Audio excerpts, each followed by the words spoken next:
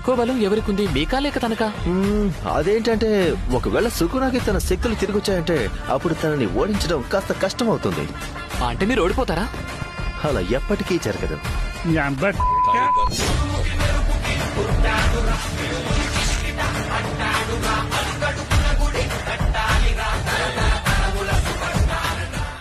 అటు చూడు, నీకేమి దెబ్బ తగలేదు కదా? భయపడ్డావు కదా నువ్వు? అటు చూడు బే. తమ్ముడు, నీకేమీ దెబ్బలు తగలేదు కదా? ఏంటి భయం ఇస్తుందా నాన్న?